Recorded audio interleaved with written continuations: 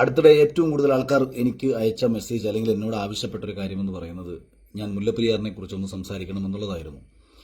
ഞാൻ അതിനെക്കുറിച്ച് സംസാരിക്കാൻ വേണ്ടി ഇരിക്കുമ്പോഴായിരുന്നു മുഖ്യമന്ത്രിയുടെ ഒരു പ്രസ്താവന വരുന്നത്. മുല്ലപ്പെരിയാറിനെ കുറിച്ച് ആരും ആശങ്കപ്പെടേണ്ട കാര്യമില്ല. അപ്പോൾ അത് വലിയ രീതിയിൽ സ്വീകരിക്കപ്പെടാവുന്ന ഒരു വാചകമായിട്ട് എനിക്ക് തോന്നി. കാര്യം ഇന്നലകളിൽ പറഞ്ഞ വാക്കുകളൊക്കെ തന്നെ പാലിച്ചിട്ടുള്ള, ജനങ്ങൾക്ക് കൊടുത്ത വാഗ്ദാനങ്ങളെല്ലാം തന്നെ പാലിച്ചിട്ടുള്ള ഒരു കാര്യം പറഞ്ഞു കഴിഞ്ഞാൽ വളരെ വ്യക്തമായും കൃത്യമായും പഠിച്ച് കേരളത്തിലെ ജനതയോട് പറയുന്ന ഒരു മുഖ്യമന്ത്രി നമ്മളോട് പറയുമ്പോൾ നമ്മളാരും ആശങ്കപ്പെടേണ്ടതില്ല എന്ന് തന്നെയാണ് എനിക്കും പറയാനുള്ളത്. എന്നിരുന്നാലും എനിക്ക് വ്യക്തിപരമായിട്ട് ആവശ്യപ്പെടാനുള്ളത്, അല്ലെന്നുണ്ടെങ്കിൽ എനിക്ക് എൻ്റെ വ്യക്തിപരമായിട്ടുള്ള അഭിപ്രായത്തിൽ എനിക്ക് പറയാനുള്ളത്, മുല്ലപ്പെരിയാറിനെ സംബന്ധിച്ച് കഴിഞ്ഞ കുറേ വർഷങ്ങളായിട്ട് ജനങ്ങൾക്കിടയിൽ ഒരു വലിയ ആശങ്കയുണ്ട്.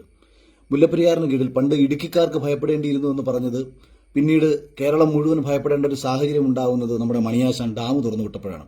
കേവലം 1 മീറ്റർ ഡാം ഉയർത്തിയ സമയത്ത്, 1 മീറ്റർ ഡാമിന്റെ ഷട്ടർ ഉയർത്തിയ സമയത്ത് പന്തളത്തും റാന്നിയിലും ഉൾപ്പെടെ വെള്ളം കയറിയ ഒരു സാഹചര്യം കേരളത്തിൽ സൃഷ്ടിക്കപ്പെട്ടപ്പോൾ 1 മീറ്റർ ഡാമിന്റെ ഷട്ടർ ഉയർത്തുമ്പോൾ ഇത്രയേറെ വെള്ളം കുതിച്ച് കയറാവുന്ന ഒരു സാഹചര്യം മറ്റ് ജില്ലകളിൽ ഉണ്ടാകുമെങ്കിൽ മുല്ലപ്പെരിയാർ ഒരു പക്ഷേ പൊട്ടിയാൽ, അതിനെ തുടർന്ന് മറ്റ് ഡാമുകൾ പൊട്ടിയാൽ, ആ വെള്ളം സംഭരിക്കാൻ ഇടുക്കിക്ക് കഴിയാതെ വന്നാൽ പൂർണ്ണമായും നമ്മുടെ സംസ്ഥാനം തന്നെ ഇല്ലാതാകുന്ന ഒരു സാഹചര്യം ഉണ്ടാകും.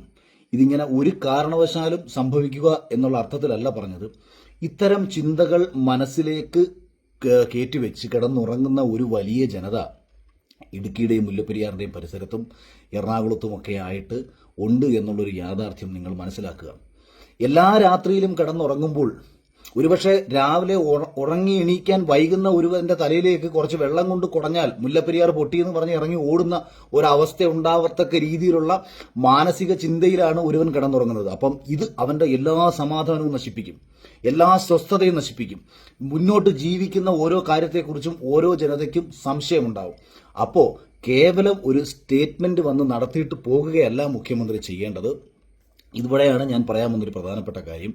ഇപ്പോൾ ഒരാൾ എന്നോട് വന്ന് ചോദിക്കുകയാണ്, അഖിലേട്ടാ മുല്ലപ്പെരിയാർ പൊട്ടും, മുല്ലപ്പെരിയാറിൽ പുതിയ ഡാം പണിയണം എന്ന് ചോദിച്ചാൽ ഞാൻ എന്തടിസ്ഥാനത്തിലാണ് മുല്ലപ്പെരിയാറിൽ ഒരു പുതിയ ഡാം പണിയണമെന്ന് ആവശ്യപ്പെടുന്നത്? അല്ലെങ്കിൽ കേരളത്തിലെ ഈ ആവശ്യം ഉന്നയിക്കുന്ന ആൾക്കാർ എന്തടിസ്ഥാനത്തിലാണ് മുല്ലപ്പെരിയാറിൽ പുതിയ ഡാം പണിയണമെന്നും മുല്ലപ്പെരിയാർ പൊട്ടുമെന്നും പറഞ്ഞുകൊണ്ടിരിക്കുന്നത്?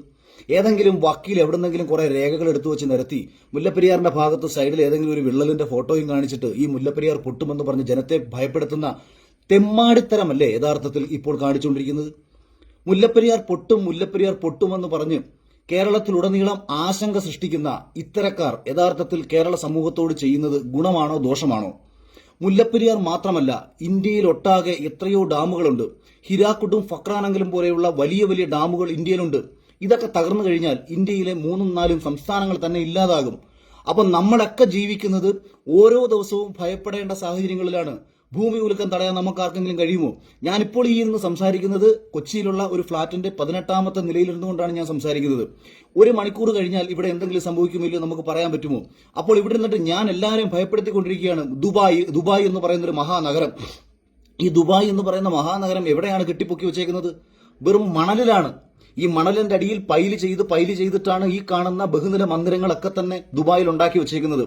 ഒരു പ്രത്യേക സുപ്രഭാതത്തിൽ ദുബായിൽ ഭൂകമ്പം വരുമെന്നും ഇത് മുഴുവൻ തകരുമെന്നും പറഞ്ഞുകൊണ്ട് ഭയപ്പെടുത്താൻ തുടങ്ങിക്കഴിഞ്ഞാൽ എന്തായിരിക്കും ദുബായിൽ ജീവിക്കുന്ന മനുഷ്യരുടെ അവസ്ഥ?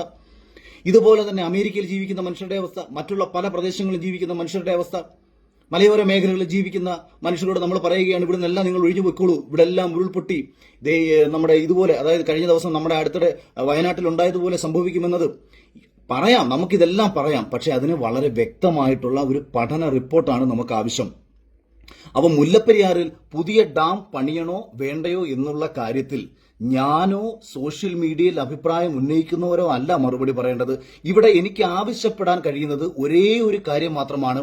ജനങ്ങളുടെ ആശങ്ക അകറ്റാൻ വേണ്ടി എത്രയും പെട്ടെന്ന് സംസ്ഥാന സർക്കാരും കേന്ദ്ര സർക്കാരും സുപ്രീം കോടതിയും ഒക്കെ അടങ്ങുന്ന ഒരു വിദഗ്ധ സമിതിയുടെ നേതൃത്വത്തിൽ ഒരു പാനൽ രൂപീകരിച്ചിട്ട് ഏറ്റവും മികച്ച, ഇന്ത്യയിലെ തന്നെ ഏറ്റവും മികച്ച ഡാം മാനേജ്മെന്റ് എഞ്ചിനീയറിംഗ് വിദഗ്ധന്മാരെ കൊണ്ടും അതുപോലെ തന്നെ ഡാമിന്റെ ബലക്ഷമത പരിശോധിക്കുന്ന വിദഗ്ധന്മാരെ കൊണ്ടും എത്രയും പെട്ടെന്ന് മുല്ലപ്പെരിയാറിന്റെ ബലം പരിശോധിക്കാൻ വേണ്ടിയിട്ട് ഒരു സമിതിയെ നിയോഗിക്കുക കൂടിയാണ് വേണ്ടത്. ഈ സമിതി, ഈ എഞ്ചിനീയറിംഗ് വിദഗ്ധരടങ്ങുന്ന ഈ സമിതി, ഈ ഡാം മാനേജ്മെന്റ് സമിതി വന്ന് മുല്ലപ്പെരിയാറിന്റെ നിലവിലത്തെ കണ്ടീഷൻ പരിപൂർണമായും ചെക്ക് ചെയ്ത് ഒരു റിപ്പോർട്ട് സംസ്ഥാന സർക്കാരിനും കേന്ദ്ര സർക്കാരിനും സുപ്രീം കോടതിക്കും കൊടുത്ത് ഇവരുടെ 3 പേരാലും അടങ്ങുന്ന ഒരു പാനൽ ഇത് ശരിവെച്ച് നമ്മളെ മുന്നിലേക്ക് തന്നാൽ, പ്രിയപ്പെട്ടവരെ, ദയവ് ചെയ്ത് പിന്നെ വീണ്ടും മുല്ലപ്പെരിയാർ പൊട്ടും എന്ന് പറഞ്ഞുകൊണ്ട് നിങ്ങൾ ഇറങ്ങി തിരിക്കരുത്. നിങ്ങളുടെ ഭാവനാ സങ്കല്പമല്ല ഇവിടെ നടക്കേണ്ടത്. നമുക്ക് വേണ്ടത് ഇത്തരം കാര്യങ്ങൾ. നമുക്കിത് മാത്രമേ വിശ്വസിക്കാൻ നിർവാഹമുള്ളൂ. അല്ലെങ്കിൽ മുല്ലപ്പെരിയാർ മാത്രമല്ലല്ലോ, എല്ലാ ഡാമും പൊട്ടുമെന്ന് പറഞ്ഞ് നമുക്ക് ഇതേപോലെ പ്രശ്നങ്ങൾ ഉണ്ടാക്കിക്കൊണ്ടേയിരിക്കാം. പഞ്ചവടിപ്പാലം സിനിമ ഓർമ്മയുണ്ടാകുമെന്ന് ഞാൻ വിശ്വസിക്കുന്നു. പഞ്ചവടിപ്പാലം എന്ന സിനിമയിൽ യാതൊരു കുഴപ്പവുമില്ലാതെ ഉണ്ടാകുന്ന ഒരു പാലം, ആ പാലം പൊളിച്ച് പുതിയ പാലം പണിയാൻ വേണ്ടിയിട്ട് കുറച്ച് രാഷ്ട്രീയക്കാർ തീരുമാനിക്കുന്നു. സ്ഥലത്തെ പഞ്ചായത്ത് പ്രസിഡന്റും ഊച്ചാളികളായ കൂട്ടുകാരും കൂടി തീരുമാനിക്കുന്നു. അപ്പൊ ഇവർക്ക് വേണ്ടത് എന്താ? ബലത്ത പാലം പൊളിക്കണം. ബലത്ത പാലം പൊളിച്ചിട്ട് പുതിയ പാലം പണിയണം. അതിനു വേണ്ടിയിട്ട് ആ പാലത്തിനടിയിൽ താമസിക്കുന്ന ആളോട് രാത്രിയിൽ പോയി രഹസ്യമായി കുറച്ച് കാശും കൊടുത്തിട്ട് പറയുന്നു, ഉമ്മറാണ് ആ കഥാപാത്രം ചെയ്യുന്നത്, അദ്ദേഹത്തോട് പറയുന്നു, ഈ പാലത്തിന് അടിയിൽ നിന്ന് ലോറി പോയ സമയത്ത് ഒച്ച കേട്ടു എന്ന് പറഞ്ഞ് നിങ്ങൾ ജനങ്ങളോട് മുഴുവൻ പറയണം. അങ്ങനെ പിറ്റേ ദിവസം മുതൽ ഉമ്മർ നടന്ന് ജനങ്ങളോട് മുഴുവൻ പറയുകയാണ്, ഈ പാലത്തിലൂടെ ലോറി പോയ സമയത്ത്, വലിയ വാഹനങ്ങൾ പോയ സമയത്ത് അതിന്റെ കുലുങ്ങുന്ന സൗണ്ട് ഞാൻ കേട്ടു, ഈ പാലം പൊളിയും, പതിയെ ഈ പാലം പൊളിയും എന്നുള്ള ഒരു സംഭാഷണം, ഒരു സംസാരം ജനങ്ങളുടെ ഇടയിലേക്ക് പതിയെ കുത്തിവെക്കുകയാണ്. എഞ്ചിനീയേഴ്സ് വന്ന് ഇത് പരിശോധിച്ച് നോക്കുമ്പോഴത്തേക്ക് പാലത്തിന് യാതൊരു പ്രശ്നങ്ങളുമില്ല. ഉടനെ എഞ്ചിനീയർമാർക്ക് പണം കൊടുക്കുകയാണ്, പാലത്തിന് കുഴപ്പമുണ്ടെന്നുള്ള റിപ്പോർട്ട് തരണം. പാലത്തിന് കുഴപ്പമെന്നുള്ള റിപ്പോർട്ട് മേടിച്ച് മന്ത്രിയുടെ കയ്യിൽ നിന്ന് പെർമിഷനും മേടിച്ച് അവിടെ നിലവിൽ നല്ല രീതിയിൽ നിൽക്കുന്ന ഈ പാലം പൊളിച്ച് പുതിയ ഒരു പാലം പണിയുകയാണ്. ഈ പാലത്തിന്റെ ഉദ്ഘാടനത്തിന്റെ അന്ന് ഈ പാലം മുഴുവൻ പൊളിഞ്ഞു വീഴുന്ന ഒരു മനോഹരമായ സറ്റയറാണ് KG ജോർജ് സംവിധാനം ചെയ്ത പഞ്ചവടിപ്പാലം എന്ന് പറയുന്ന സിനിമ. സമാനമായ രീതിയിലാണ് കേരളത്തിൽ ഇപ്പോൾ മുല്ലപ്പെരിയാറുമായി ബന്ധപ്പെട്ടിട്ടുള്ള വിഷയങ്ങളും ഉയർന്നുകൊണ്ടിരിക്കുന്നത്. ഒന്നുകിൽ മുല്ലപ്പെരിയാർ ഡാം ഇതേപടി നിലനിർത്തിക്കൊണ്ട് പുതിയ ഡാം പണിയണോ വേണ്ടയോ എന്നുള്ള കാര്യത്തിൽ ഒരു റിപ്പോർട്ട് തയ്യാറാക്കുക. അതുകൊണ്ട് ഞാനിവിടെ ആവശ്യപ്പെടുന്നു, കാരണം ഞാനിത് വളരെ ലളിതമായി ഞാൻ നിങ്ങളോട് കുറച്ചും കൂടെ പറയാം. നിങ്ങൾ ആരെങ്കിലും ഒരാൾ നിങ്ങളുടെ വീടിന്റെ പാല് കാച്ചിന് എന്നെ നിങ്ങളുടെ വീട്ടിലേക്ക് വിളിക്കുകയാണ്. ഞാൻ നിങ്ങളുടെ വീട്ടിലേക്ക് വന്നിട്ട് നിങ്ങളുടെ വീട് നോക്കിയിട്ട് ആകെ എനിക്ക് പറയാൻ പറ്റുന്ന സത്യസന്ധമായ അഭിപ്രായം ഈ വീട് കാണാൻ കൊള്ളാവോ കൊള്ളത്തില്ലയോ എന്നുള്ളത് മാത്രമാണ്. അല്ലാതെ ആ വീടിന് ബലമുണ്ടോ ബലമില്ലയോ എന്ന് പറയാൻ ഞാൻ ആരുമല്ല. ഞാൻ അവിടെ നേരെ വന്നിട്ട് ഈ വീടിന്റെ പില്ലറങ്ങ് പൊളിച്ചു കളഞ്ഞേക്കോ, വലത് സൈഡിൽ കിടന്ന പില്ലറങ്ങ് പൊളിക്കണം, ഇതിന് ബലമില്ല, അല്ലെന്നുണ്ടെങ്കിൽ ഈ വീടിന് യാതൊരു ബലവുമില്ല, ഇത് നിങ്ങൾ പൊളിച്ചൊരു പുതിയ വീടങ്ങ് പണിയാൻ ഞാൻ പറഞ്ഞാൽ നിങ്ങൾ പറയും, സാറേ ഇതിന്റെ ആർക്കിടെക്റ്റും എഞ്ചിനീയറും ഒക്കെ പറഞ്ഞേക്കുന്നതിന് ബലം ഉണ്ടെന്നാണല്ലോ, ഇതിന് യാതൊരു ബലമില്ലെന്ന്, ഇത് അടുത്ത മഴക്കാലത്ത് ഇത് മൊത്തം പൊളിഞ്ഞു വീഴും എന്ന് എന്റെ ഭാവനയിൽ നിന്നുകൊണ്ടല്ല ഞാൻ പറയേണ്ടത് എന്നുള്ളൊരു യാഥാർത്ഥ്യം കൂടി ഞാൻ പറയുകയാണ്. അപ്പോൾ നമ്മൾ അനാവശ്യമായ ഭയം ജനങ്ങൾക്കിടയിലേക്ക് സൃഷ്ടിക്കുകയല്ല വേണ്ടത്. പണ്ട് കൊറോണ വന്ന സമയത്തും ഞാൻ ഇത് തന്നെയായിരുന്നു പറഞ്ഞത്. ഒരു രോഗം വരുമ്പോൾ ആ രോഗത്തെക്കുറിച്ച് കൃത്യമായ കാര്യങ്ങൾ ജനത്തിന് പറഞ്ഞു കൊടുക്കുന്നതിന് പകരം ജനത്തെ അനാവശ്യമായ ഭയം സൃഷ്ടിച്ച് കൊറോണ വന്ന രോഗികളെ അറ്റാക്ക് വരുത്തി കൊല്ലിച്ചു. ഒരുപാട് ആൾക്കാർ മരിച്ചതും അറ്റാക്ക് കൊണ്ടാണ്. ഇതൊരു റിയലായിട്ടുള്ള ഒരു മാനസിക യാഥാർത്ഥ്യമാണ്. ഇതിന് പണ്ട് ഹിറ്റ്ലറിന്റെ നാസി ക്യാമ്പുകളിൽ പഠനം വരെ നടന്നിട്ടുണ്ട്. മാനസികമായിട്ട് ഒരു മനുഷ്യനെ തളർത്തി കഴിഞ്ഞാൽ ശരീരം അതിനൊപ്പം സഞ്ചരിക്കും എന്നുള്ളത്. അതായത് ഹിറ്റ്ലർ തന്റെ ക്യാമ്പിൽ ചെയ്തത് പട്ടാളക്കാരെ പിടിച്ചുകൊണ്ട് വന്നിട്ട് ഈ സൈനിക തടവുകാരെ പിടിച്ചുകൊണ്ട് വന്ന് കെട്ടി അദ്ദേഹം കയ്യിലെ ഞരമ്പ് മുറിച്ച് ഈ ഞരമ്പ് ഒരു ട്യൂബിലേക്ക് കണക്ട് ചെയ്ത് ആ ട്യൂബിൽ നിന്ന് ഞരമ്പിൽ രക്തം തുള്ളി തുള്ളിയായി ഒരു ബക്കറ്റിലേക്ക് വീഴ്ത്തി. അപ്പോൾ ഈ പട്ടാളക്കാർ കണ്ടുകൊണ്ടിരിക്കുകയാണ്, അതായത് സൈനിക തടവുകാർ കണ്ടുകൊണ്ടിരിക്കുകയാണ്, തങ്ങൾ രക്തം വാർന്ന് ഏത് നിമിഷവും മരിക്കാം, കാരണം ബ്ലഡ് ഇങ്ങനെ ട്യൂബിൽ നിന്ന് വെള്ളം വിട്ടുകൊണ്ടിരിക്കുകയാണ്. കുറച്ച് കഴിഞ്ഞപ്പോൾ ഇവരെ കണ്ണ് മൂടിക്കെട്ടിയതിനു ശേഷം ഈ ട്യൂബ് ക്ലോസ് ചെയ്തിട്ട് പകരം വെള്ളത്തുള്ളികൾ മാത്രം തുള്ളിയായിട്ട് ഈ ബക്കറ്റിലേക്ക് ഇങ്ങനെ ഇട്ടുകൊണ്ടേയിരുന്നു. പക്ഷേ ഈ സൈനിക തടവുകാർ എന്താ വിചാരിച്ചത്? വെള്ളം വീഴുന്ന ഇതേ സൗണ്ട് കേൾക്കുമ്പോൾ രക്തമാണ് വീഴുന്നതെന്ന് വിചാരിച്ച് 2-3 മണിക്കൂറുകൾ കഴിഞ്ഞപ്പോൾ പലരും ശാരീരികമായി കുഴഞ്ഞ് വീഴുകയും ഒരാൾക്ക് അറ്റാക്ക് സംഭവിക്കുകയും ചെയ്തു. അതുവരെ യാതൊരു കുഴപ്പവുമില്ലാതിരുന്ന മനുഷ്യരാണ്. അപ്പോൾ ഒരുവന്റെ മനസ്സിലേക്ക് ഇത്തരത്തിലുള്ള ചിന്തകൾ കുത്തിവെച്ച് കൊടുത്തു കഴിഞ്ഞാൽ, അവന്റെ ശരീരത്തെ മാനസികമായിട്ട് തളർത്താൻ കഴിഞ്ഞാൽ ഒരാൾക്കും ഇവിടെ സമാധാനം ഉണ്ടാകത്തില്ല.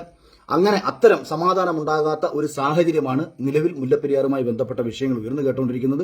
അതോടൊപ്പം വെറുതെ വന്നൊരു പത്രസമ്മേളനം നടത്തി മുല്ലപ്പെരിയാറിൽ ആശങ്കപ്പെടേണ്ട എന്നല്ല മുഖ്യമന്ത്രി പറയേണ്ടത്, പകരം എത്രയും പെട്ടെന്ന് മുല്ലപ്പെരിയാറുമായി ബന്ധപ്പെട്ട ആശങ്ക പരിഹരിക്കാൻ ഒരു വിദഗ്ധ സമിതിയെ നിയോഗിക്കാൻ കേന്ദ്രത്തിനോടും സുപ്രീം കോടതിയോടും ആവശ്യപ്പെടുക. എത്രയും പെട്ടെന്ന് തന്നെ കേരളത്തിൽ ഇപ്പോൾ ഈ അപകടം കൂടി ഉണ്ടായ സാഹചര്യത്തിൽ ഈ കേരളത്തിലെ ജനങ്ങളുടെ ആശങ്ക പരിഹരിക്കത്തക്ക രീതിയിൽ ഒരു വിദഗ്ധ സമിതി വരികയും ആ വിദഗ്ധ സമിതി ഒരു റിപ്പോർട്ട് ജനതയ്ക്ക് കൊടുക്കുകയും ആ റിപ്പോർട്ടിനെ നമ്മൾ വിശ്വസിക്കുകയാണ് വേണ്ടെന്ന് പറഞ്ഞുകൊണ്ട് മുല്ലപ്പെരിയാർ വിഷയത്തിൽ എന്റെ അഭിപ്രായം ഞാൻ രേഖപ്പെടുത്തുന്നു. Thank you.